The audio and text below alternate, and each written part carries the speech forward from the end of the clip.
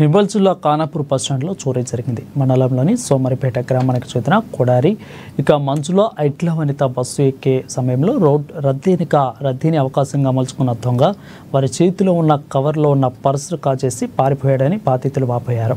మంజుల పర్సులో దాదాపు 11,300 రూపాయలు ఏటీఎం, పాన్ కార్డులు, ఫోటోలు ఉన్నాయని, వనిత పర్సులో 500 రూపాయలు ఆధార్ కార్డులు ఉన్నాయని బాధితులు తెలిపారు. బస్టాండ్లో తనిఖీ చేపట్టిన పోలీసులు కేసు నమోదు చేసుకుని దర్యాప్తు చేపట్టారు.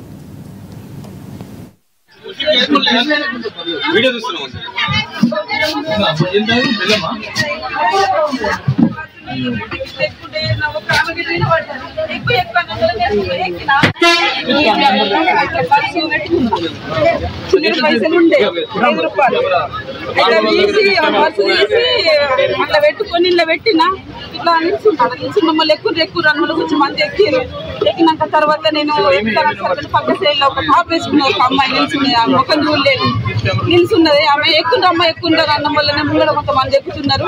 నేను ఎక్కి ఆల్రెడీ నేను సీట్ దగ్గర 5 సెకండ్లు పడ్డది. రెండే ఇట్లా వేసిన పోయి చూసుకునేసరికి అంటే మీద లేదు, తీసుకుపోయారు. ఇట్లా పట్టుకుంది ఇట్లా తీసుకుపోయి వెళ్ళిపోయింది.